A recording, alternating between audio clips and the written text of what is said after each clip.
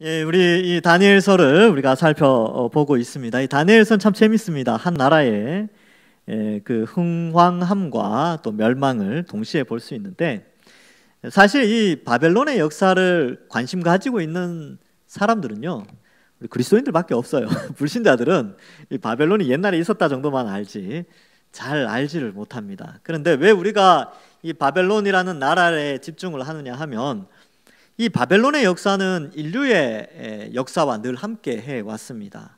그래서 언어가 달라지는, 각국의 언어가 흩어지게 된 원인도 바벨탑 사건이 있었고요. 바벨론 제1왕조에서 일어났던 사건입니다. 그리고 이 바벨론이라는 명칭이 요한계시록에 보면 인류를 대표하는 문명으로 표현되어집니다. 그래서 한순간에 멸망하게 되는데, 11왕조에 와서 이 바벨론이 어떻게 순식간에 무너지는가를 우리에게 보여주고 있습니다. 그래서 창세기부터 요한계시록까지 이 바벨론이라는 나라가 우리 성도들에게 주는 일종의 뭐라 그럴까요? 인사이트라고 할까요? 이렇게 영감 뭐 이런 것들인데, 많은 것들을 우리 신앙에 제공해 주고 있습니다. 그래서 이 다니엘서를 잘 살피고 특별히 바벨론의 역사를 좀 살피는 것이 우리가 인류의 역사를 살피는 일에 상당히 중요하고, 요한계시록을 이해하는 데도 상당히 의미가 있습니다. 특별히 오늘 5장을 읽었는데 5장이 좀 길어요. 근데 이 5장은 무슨 내용이냐면 바벨론이 어떻게 한순간에 멸망하는가를 보여주는 그런 내용입니다. 그래서 아마 제 생각으로는 한 3주 정도 이 내용을 좀 살필 것 같은데, 이 배경을 좀 알 필요가 있죠. 앞에서는 이제 느부갓네살 왕이 등장하게 됐는데, 이제 5장에서는 벨사살 왕이 등장하게 됩니다.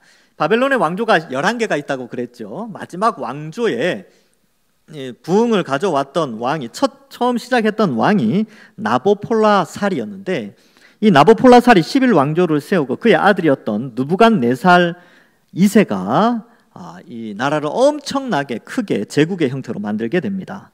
근데 느부갓네살 왕이 죽고 그의 자녀들이 왕위를 계속 이어받게 되는데, 에윌 무로닥이 한 2년 정도 통치를 해요. 그래서 이 성경에 보면 에윌 무로닥이 나옵니다.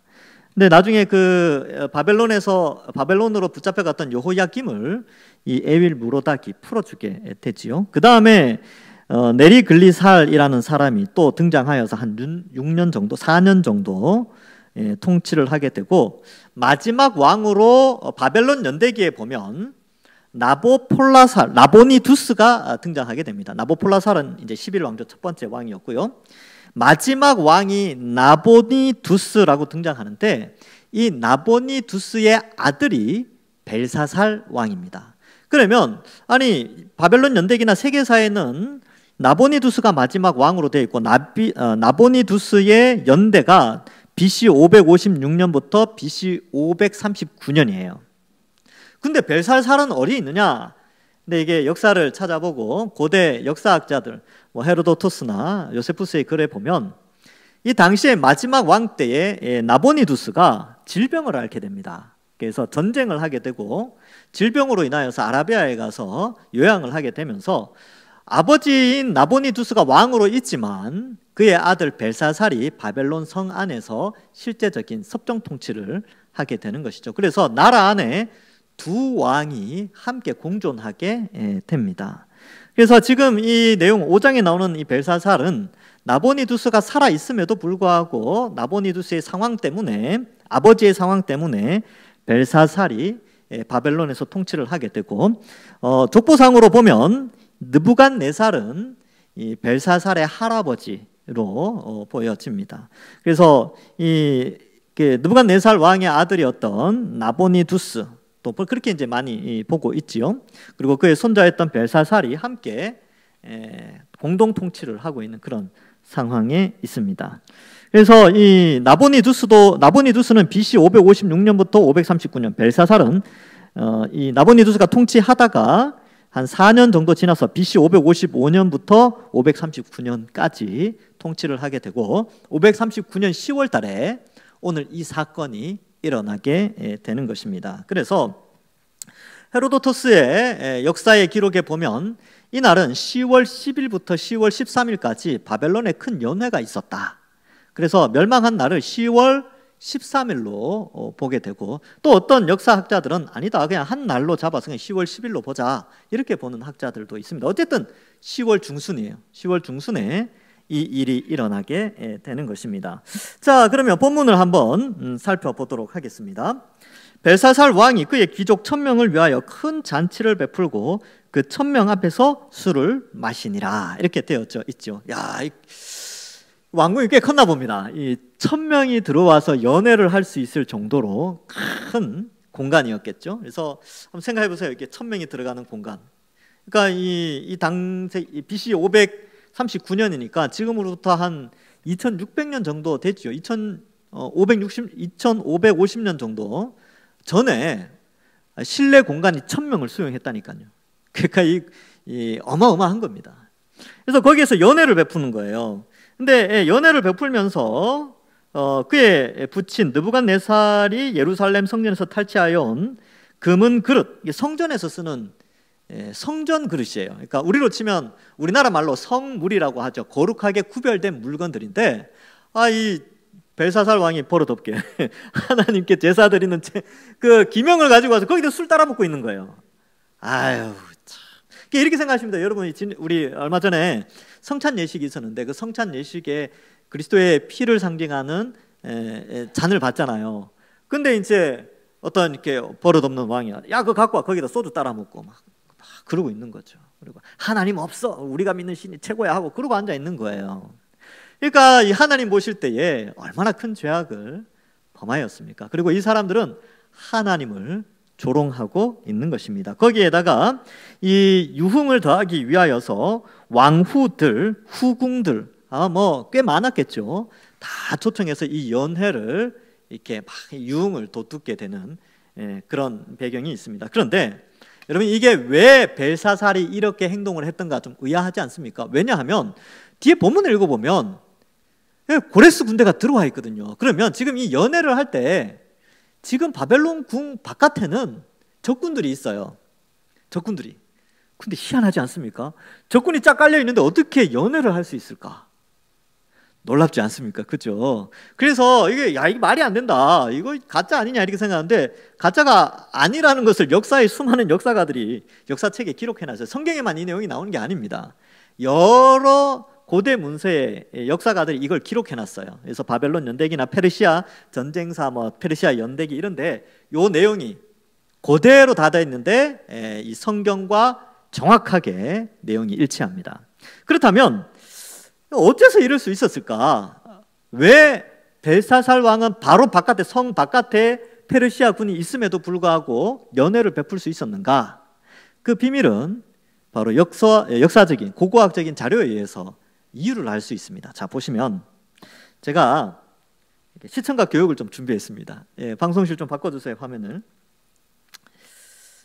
지금 보시면 여기 이제 바벨론 유적 항공 사진이 나오죠. 아직 안 나오는군요. 안 되나요? 네, 나왔네요. 감사합니다. 여기 이제 항공 사진이고, 여기 이제 요 고고학을 근거로 해서 성의 구조를 이렇게 했는데, 여러분, 이 바벨론 성은 4겹으로 안전장치가 되어 있습니다.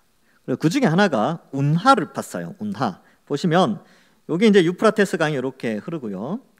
운하를 파서 이렇게 해서 성을 감싸게 합니다. 깊이가 꽤 깊어요. 그래서 적들이 함부로 못 들어와요. 그 안에 또 성벽을 쌓게 되고요. 그래서 여기 보면 이쪽 여러분들 보시기에 오른쪽 그림에 보면 이 성벽을 이렇게 쌓고요. 운하를 이렇게 파고요. 운하 쪽에 또 성벽을 쌓고 안에 또 성을 이렇게 사중으로 성을 쌓았어요. 그러니까 이 유적이 지금 이렇게 항공 사진으로 찍으면 다 나와요. 놀랍죠? 정말 천혜의 요새요. 근데 인공호수입니다. 이게 인공운하예요. 느부갓네살이 얼마나 똑똑했는지 아시겠죠? 그래서 이게 이제 바벨론 성인데 이걸 좀 확대한 것이 요 사진입니다. 그래서 여기 가운데 흐르는 게 여기 유프라테스 강이에요. 이거 물이 꽤 깊습니다. 못 들어와요. 그리고 배를 타고 들어온다 하더라도 이쪽 성에서 위에서 공격을 하면 배가 절대로 들어올 수가 없습니다. 그래서 이 물이 너무나 깊기 때문에 고레스가 이 바벨론 성을 점령하려고 하는데 너무 안 되는 거예요. 너무 점령할 수가 없는 거예요. 그리고 역사가들의 기록에 보면 이 바벨론 성 안에 식량 재고가 어느 정도로 쌓여 있었냐면 몇 년을 먹고 살 수 있었냐면 20년을 먹고 살 수 있었대요. 그럼 자, 이제 이해가 됐죠? 성은 난공불락입니다. 점령할 수가 없어요. 그리고 식량은 20년치가 있어요. 그러니까 벨사살 왕은 어떨까요? 고레스가 이렇게 와서 이렇게 해도 걱정이 없는 거죠. 일단 들어올 수가 없고, 그 다음에 식량은 넉넉하니까 버티면 돼요. 바깥에 있는 군사들은 자기들이 굶어서 죽는 거예요. 보급이 안 되면. 그러니까 이제 겨울이 곧 다가오겠죠. 10월 달이니까. 겨울 지나면 겨울 되면 얘네들 다 멀리 가게 되니까 문제가 발생하게 되죠. 그래서 고레스 입장에서는 이 바벨론을 점령하려면 최대한 겨울이 오기 전에 이 성을 점령을 해야 돼요. 그래서 이런 전투 상황 속에 있는데 벨사살은 이제 이 잔치를 벌이는 거죠. 근데 이 벨사살이 이 잔치를 벌인 이유가 있습니다. 화면을 바꿔주시면 되겠습니다. 하여튼 이렇게 생겼어요. 바벨론 성이. 왜 그러냐 하면 아버지였던 나보니두스가 이 바벨론의 전통적인 신이었던 마르둑이라는 신을 믿지 않았어요. 이 나보니두스는 어머니의 영향을 받아서 달을 섬기는 신을 추종했습니다. 그런데 죄송한데 제가 이거 한 가지 설명을 안 해드렸는데 다시 화면을 좀 바꿔주시겠어요? 이 바벨론 성 안에 보시면 여기 보면요, 요 빨간 네모가 있어요. 빨간 네모 있죠. 여기 이스타 템플이라고 되어 있는데 여기 신전입니다. 그리고 여기 뭐 엔릴 템플, 이것도 신전이에요. 그러니까 신 이름이 다르죠. 이런 신전들이 지금 몇 개가 있냐 하면요, 지금 보시면 신전이 하나, 둘, 셋, 넷, 다섯, 여섯, 일곱, 여덟, 아홉. 발굴된 신전만 해도 9개고요. 그 안에 또 신전들과 여러 가지가 있어요. 그러니까 한 성 안에 여러 신을 섬기는 가운데 메인 신이 누구냐 하면 여기에 있습니다. 마르둑 템플이 바로 왕궁 바로 옆에 있어요. 그런데 벨사살의 아버지였던 나보니두스는 이 마르둑 신을 섬기지 않았어요. 그 어머니가 믿었던 신을 섬기는 거죠. 이런 것만 봐도 엄마의 신앙이 굉장히 중요하다. 자녀에게 큰 영향력을 미쳐요. 그래서 디모데도 그랬죠. 어머니와 할머니한테서 신앙이 전달되어졌잖아요. 화면을 바꿔주시면 되겠습니다. 이처럼 이런 일이 있으니까 전통적으로 마르둑을 섬겨오던 귀족들이 있어요. 그리고 그 세력이 굉장히 큽니다. 자, 지금 제가 정치 이야기 하는 거예요. 그러니까 이 벨사살이 등극을 해서 아버지에 이어서 정치를 하려고 하는데 이 아버지로 인하여서 이 귀족들이 아버지에 대한 신뢰를 좀 하지 않았어요. 거기에다가 병까지 들었으니까 여러 귀족들이 막 나누어지게 되는 거죠. 왜 마르둑을 섬기지 않고 달신을 섬기느냐라고 하면서 문제가 발생하게 됩니다. 그리고 이 벨사살 입장에서는 아버지가 살아 계시지만 자기가 바벨론을 통치해야 되는데 지금 고레스가 침투했단 말이죠. 페르시아에서 침투해 오니까 바벨론이라는 나라를 굳건하게 지키고 중앙 집권적 정치를 강화하기 위해서는 종교를 통합해야 돼요. 종교에서 분열이 일어나면 싸우게 됩니다. 그래서 종교 통합을 위하여서 1000명의 귀족들을 왕궁으로 불러서 연회를 하기 시작하죠. 그래서 여기 나오는 이스라엘에서 가져온 금은 기병을 쓰는 이유도 바로 바벨론의 전통 신이 최고의 신이다라는 것을 나타내기 위해서 각 나라에서 가지고 온 이러한 기명들, 이렇게 이제 각 나라의 신전에서 가져온 것들을 잔치상에서 베풀면서 술잔으로 사용하면서 바벨론의 왕이 최고다라고 하는 정치 통합 플러스 정치 통합, 종교 통합과 정치 통합을 함께 이루려고 하는 것이죠. 나름대로 벨사살은 머리를 쓴 거죠. 왜? 지금 전쟁 가운데 있으니까. 전쟁 가운데 마음을 통합하는 게 굉장히 중요하거든요. 그래서 연회를 베풀고 1000명의 귀족을 모아서 종교 행사지만 정치 통합을 위해서 벨사살은 움직이게 됩니다. 그런데 그것이 하나님이 보시기에는 죄악이었어요. 왜요? 하나님을 조롱하고. 여기 보시면 4절에 보면 이렇게 되어 있죠. 그들이 술을 마시고는 금, 은, 구리, 쇠, 나무, 돌로 만든 신들을 찬양하니라. 자, 바벨론 성 안에 많은 신전이 있다 그랬죠. 그 신전에서 있던 여러 신들을 모양으로 만들어서 갖고 와서 그 신들을 찬양하게 됩니다. 대신 여호와 하나님은 조롱하고 있는 것이지요. 그래서 이 모습을 우리에게 보여주고 있습니다. 어쩌면 벨사살은 정치적으로는 이러한 잔치가 크게 문제가 될 수는 없었습니다. 비록 전쟁 가운데 있었지만 바벨론은 난공불락의 성이었고 식량은 너무나 충분했기 때문에 전혀 문제가 될 것이 없었습니다. 그런데 이제 문제가 발생을 하게 되지요. 사건이 일어나게 됩니다. 2절에 보면 이제 술을 마실 때 명하여 그의 부친 느부갓네살 왕 이렇게 되어 있는데 사실은 부친이 아니지요. 근데 11왕조에서 느부갓네살 왕은 여러 선대의 왕들에 비해서 아버지와 같은 11왕조의 아버지, 그런 의미에서 느부갓네살을 부친이라고 설명을 합니다. 그래서 족보로 따지면 사실은 손자, 이 벨사살이 손자로 보여지게 됩니다. 자, 그 다음 5절에 보시면 그때에 이제 큰 사건이 하나 발생하지요. 그때 사람의 손가락들이 나타나서 왕궁 촛대 맞은편 석회벽에 글자를 쓰는데 왕이 그 글자 쓰는 손가락을 본지라. 놀라운 일이 하나 발생합니다. 연회 중에 석회벽에 손가락들이 나타났어요. 그리고 글씨가 새겨지는 것을 왕이 보게 되고 귀족들도 보게 됐지요. 초자연적 현상입니다. 초자연적 현상. 역사 속의 초자연적 현상은 반복되어지게 일어나지 않습니다.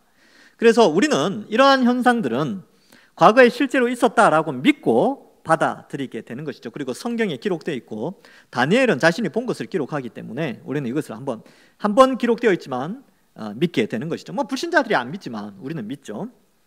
그래서 글씨가 쓰여지고 있는 거죠. 그래서 6절에 보면 이에 왕의 즐기던 얼굴빛이 변하고 그 생각이 번민하여 넓적 다리 마디가 녹는 듯하고 그의 무릎이 서로 부딪힌지라.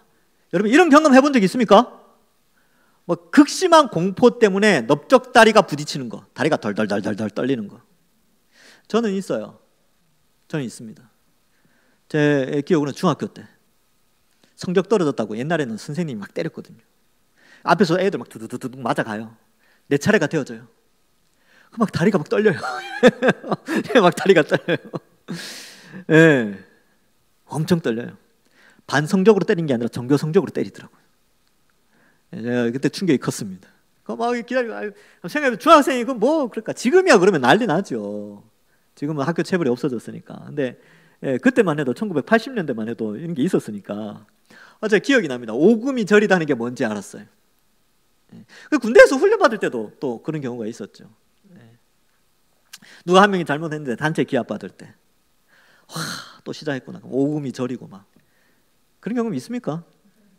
여기 나오는 이 장면이 바로 그런 거예요. 극심한 공포, 그것이 몰려들었는데 일반적으로 일어나는 공포 상황이 아니라 초자연적인 현상이 일어나니까 이 벨사살이 술 마시다가 깜짝 놀란 것이죠. 1000명이 다 놀란 것입니다. 그래서 그 생각이 번민하여 넓적 다리가 녹는 듯하고 그의 무릎이 서로 부딪힌지라. 표현이 아주 이렇게 잘 돼 있죠. 왕이 다리를 떨고 있으니까 얼마나 대신들은 얼마나 힘들었을까요?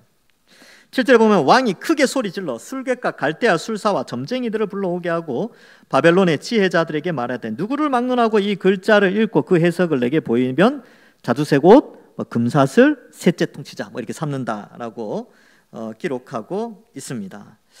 그래서 이런 거 보면 이 뭐라 그럴까요? 이 바벨론의 문명이 어떠한 것인지 알 수 있죠. 일단은 술이 과한 문화. 통치자가 지금 전쟁이 있는데 전쟁 앞에 술을 마시고 있고 연회를 베풀고 있다는 것 자체가 문제가 발생하죠. 실제로 이게 문제가 됩니다. 나중에 제가 이제 다음 주나 그 다음 주에 설명을 해드리겠습니다. 이 술일 때문에 사실 망한 거예요. 두 번째로는 문제를 해결하는 것 앞에서 그가 의지하는 것은 우상이었어요. 그래서 특별히 술사들, 박수, 점쟁이, 무속을 의지한 것이죠. 그러니까 나라의 통치자가 이런 거 의지하고 앉아 있으니까 나라가 제대로 돌아갔겠습니까? 그래서 이렇게 그 사람들을 찾아서 이 문제를 해결하려고 노력을 하고 있지요. 그러니까 이 바벨론 문화는 술로 인한 타락한 문화요, 우상 숭배와 주술이 가득한 그러한 아주 안 좋은 그런 문화인데 사실 우리 인간의 문화와 비슷하죠. 이 세상 79억 5천만 명이 살아가는 이 지구상의 문명의 모습과 지금 바벨론 성 안에 이 사람들의 모습, 또 문제 앞에서 이 주술을 의지하는 이런 모습들은 우리 인류의 모습과 아주 흡사하게 됩니다. 그것을 의지하는 왕국이 제대로 존재나 하겠습니까? 망하죠. 망하게 됩니다. 그래서 이제 상을 내린다 그러죠. 근데 이러한 표현들은 사실 2장, 4장, 5장에 느부갓네살이 꿈꿀 때마다 이야기했던 거고 나타나는 현상은 똑같습니다. 꿈꾸고 하나님의 계시를 두려워하는 가운데 뭐 상을 주겠다 이런 표현을 하는데, 뭐 이제 여기 마지막 때니까 마지막 왕조의 마지막 왕이었으니까 뭐 이렇게 약속은 큰 의미는 없습니다. 뭐 그죠? 나라가 망하게 생기는데 자주색 옷이 뭐가 필요하며 금사슬이 뭐가 필요하겠습니까? 셋째 통치자를 삼는다 그랬죠. 여러분, 첫째 통치자는 누구예요?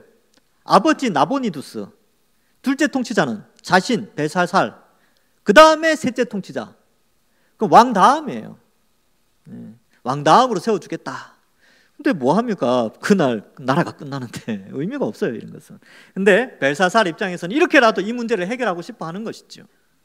그래서 아무리 강력한 강대국과 강력한 요새를 가지고 성을 쌓아가고 인간이 안전하다라고 생각하는 그 요새도 순식간에 멸망하게 되는 것입니다. 여러분, 궁금하죠? 어떻게 멸망하는지. 성경에는 이게 안 나와요. 근데 이것을 여러 역사가들이 이 페르시아 전쟁사에서 이 부분을 아주 상세하게 기록해 놓고 있습니다. 어떻게 이 난공불락의 성이 고레스에 의해서 점령되는지 아주 상세하게 기록하고 있어요. 뭐 궁금하시죠? 오해에 빠지시면 안 돼요. 재밌다니까요. 자, 그래서 그때 왕의 지혜자가 다 들어왔으나 능히 그 글자를 읽지 못하죠. 왜 그러냐 하면, 여러분, 하나님의 계시는 하나님이 알려줘야 인간이 깨달을 수 있어요. 하나님의 계시를 인간의 지혜나 인간의 경험으로 스스로 알 수 있는 사람은 없다는 겁니다. 여러분, 불신자들이 이렇게 야, 내가 스스로 예수님의 십자가 복음을 이해하고 믿어야지, 이렇게 생각하는 사람이 없어요. 설사 누군가가 그런 마음을 가지고 복음을 듣고 예수를 믿었다면 사실은 그 사람이 믿은 것이 아니라 하나님은 그를 택하여 성령을 부어주셔서 성령이 그의 지성과 감정과 의지를 변화시켜서 믿게 하신 겁니다. 인간은 스스로 하나님의 계시를 믿을 수도 없고 이해할 수도 없습니다. 그러니까 여기 아무리 똑똑한 사람이 있어도 알 수 없는 것이죠. 여기 뭐 요즘으로 치면 다 박사 출신들 아닙니까? 바벨론 왕궁의 최고위층에 올라가 있으니까 학벌이 얼마나 높았겠어요. 그러나 아무리 학벌이 높아도 하나님의 성령이 없으면 계시는 알 수가 없습니다. 그러니까 이제 아주 힘들어하죠. 그래서 9절에 보니까 그러므로 벨사살 왕이 크게 번민하여 그의 얼굴빛이 변하였고 귀족들도 다 놀라니라. 그러니까 이제 1,000몇백 명이 이제 있었죠. 귀족만 1,000명이었으니까. 나머지 뭐 군사들도 있었을 것이고 여러 뭐 후궁들 또 왕후들도 여러 명이 있었으니까 하여튼 1,000몇백 명이 있었을 텐데 다 두려움에 떨고 있는 것이죠. 초자연적 현상이 일어났으니까 그렇죠. 그래서 왕과 그 귀족들의 말로 말미암아 잔치하는 궁에 들어왔어요.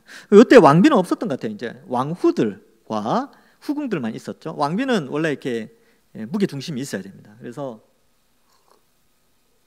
배경을 보면 벨사살이 왕비는 이렇게 좀 제쳐놓고 왕후와 후궁들만 좀 불렀던 것 같아요. 근데 왕비가 이 소식을 듣고 왔죠. 왕비는 참 그죠. 그래요. 술을 안 먹고 있었겠죠. 어쨌든 이 소식을 듣고 들어오는 거예요.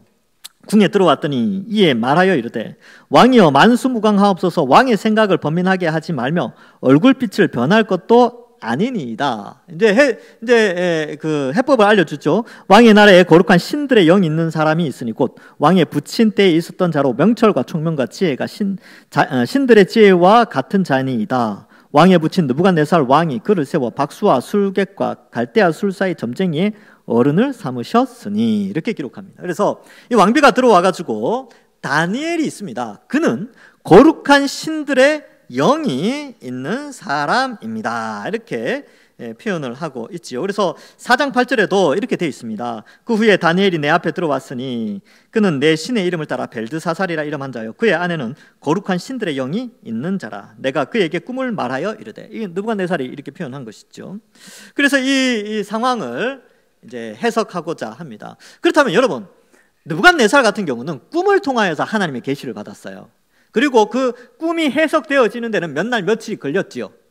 근데 지금 상황은 어떠냐면 이날 바벨론이 망하는 날이에요. 고레스가 쳐들어오는 날이거든요. 그러면 하나님이 계시를 주실 때 벨사살이 꿈을 꾸도록 기다리지 않습니다. 계시의 즉각성, 계시의 신속성 때문에 아예 초자연적으로 석회벽에 손가락들이 나타나서 글씨를 막 써버린 거예요. 그래서 긴박한 상황을 설명해 주고 있는 것이지요. 그래서 이제 다니엘이 들어오게 됩니다. 왕이 벨드사살이죠. 벨드사살이라 이름하는 이 다니엘은 마음이 민첩하고 지식과 총명이 있어 능히 꿈을 해석하며 은밀한 말을 밝히며 의문을 풀 수 있었나이다. 이렇게 돼 있죠. 여기 보면 민첩하다라는 표현이 나오는데 이게 탁월하다, 비범하다 이런 뜻이 있습니다. 지식과 총명이 아주 많았죠. 부럽지 않습니까? 예. 다니엘 보면 부럽죠. 민첩하고 똑똑하며 탁월하고 지식과 총명이 있고. 그런데요, 우리도 그래요.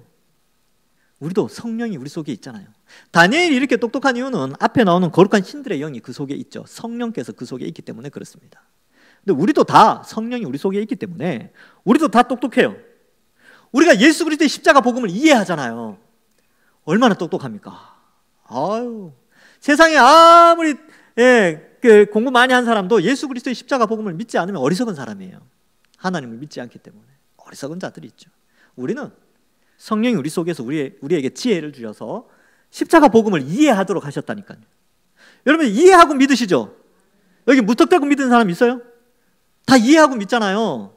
그러니까 내 죄의 형벌을 예수님이 대신해서 십자가에 죽으셨구나. 근데 왜 인간으로 오셔야 되지?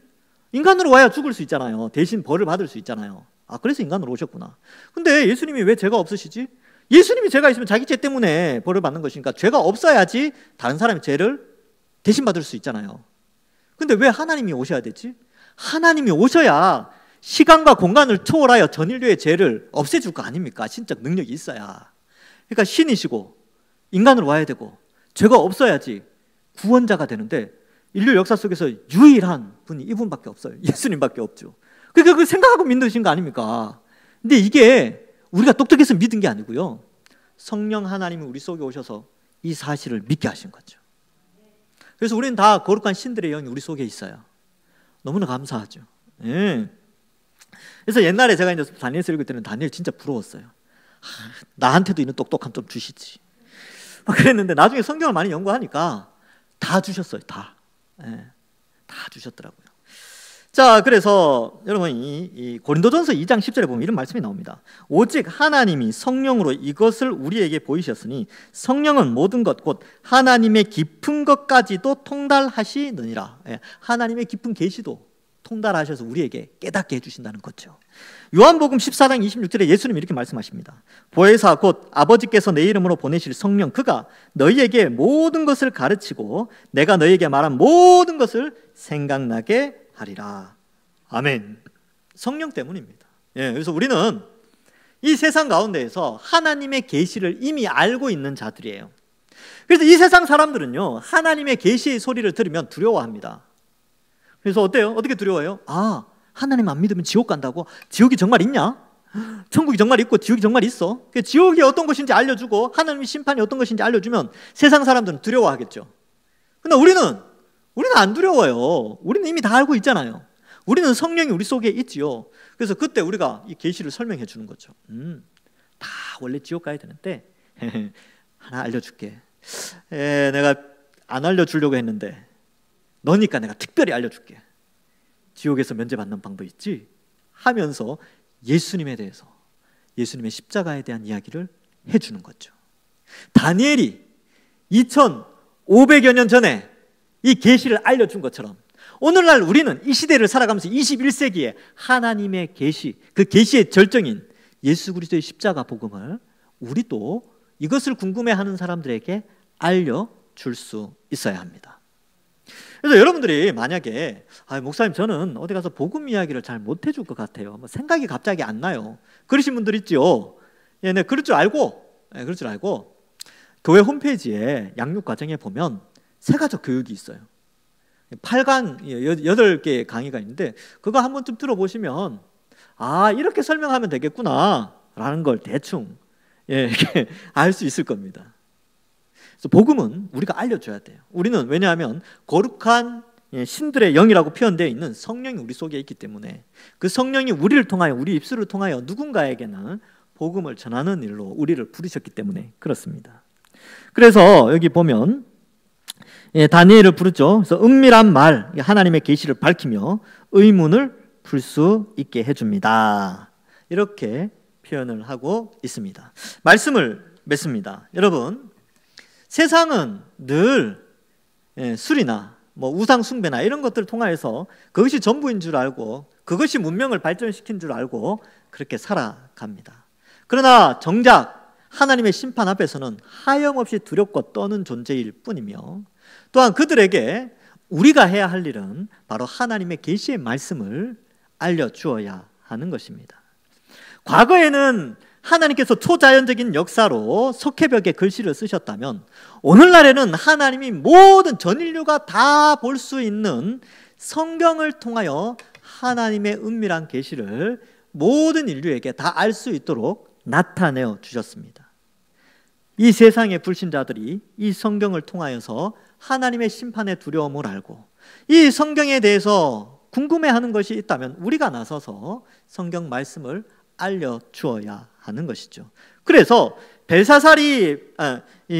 다니엘이 벨사살 앞에서 귀하게 쓰임 받았던 것처럼, 물론 벨사살을 살리지는 못하였지만 하나님의 계시를 알려주었던 것처럼 이 시대에 우리가 다니엘처럼 이 악한 세대 가운데 하나님의 계시를 알려주는, 성령이 우리 속에 있기 때문에 우리는 그 계시를 알려주는 자들로 부르심을 받았습니다.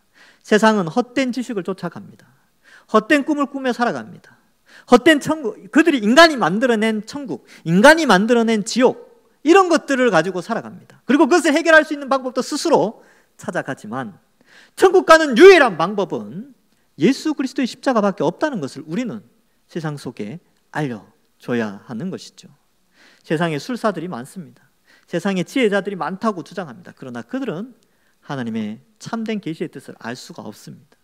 우리가 그 일을 감당하는 것이죠. 아무쪼록 이번 한 주간 세상 나가서 사시면서 세상 사람들이 우리를 통하여 하나님의 계시를 볼 수 있도록 우리가 삶 속에서 거룩한 삶을 살고, 또 우리의 입술을 한번 열어서 너도 예수님 믿자, 너도 예수님 믿어서 영원한 천국의 복락을 한번 누려보자, 같이 누렸으면 좋겠다, 이렇게 복음을 전하면서 교회 와서 복음을 듣게 하고, 그렇게 해서 거룩한 신들의 영이신 성령이 우리 속에 있다는 사실을 믿고 복음을 전하면서 이 사명을 우리가 이번 한 주간 감당하셔서 하나님 앞에 영광 돌리고 이 시대에 다니엘처럼 이 어두움의 시대에 빛과 소금의 역할을 다 감당하시는 우리 모든 주의 백성들 되기를 주님의 이름으로 간절히 축원합니다. 기도하겠습니다. 하나님 감사합니다. 세상은 곧 바벨론처럼 멸망할 것을 하나님 우리에게 알려주고 있습니다. 이 곧 멸망할 세상 가운데 하나님이 성경의 계시를 우리에게 던져주셨사오니 이제 우리가 이 성경 말씀을 들고 세상에 나가 계시의 말씀을 알리는 그런 역할을 우리가 잘 감당할 수 있도록 우리를 축복하시고 우리를 인도하여 주옵소서. 이번 한 주간 살아갑니다. 힘 주시고 세상 속에서 주눅들거나 위축되는 것이 아니라 오히려 이 어둠의 세상 가운데 빛과 소금의 역할을 잘 감당하여서 하나님 백성답게 살아가는 우리 모든 다니엘과 같은 하늘의 별과 같이 빛나는 자들이 다 될 수 있도록 축복하여 주옵소서. 감사드리오며 예수님의 이름으로 기도하옵나이다. 아멘.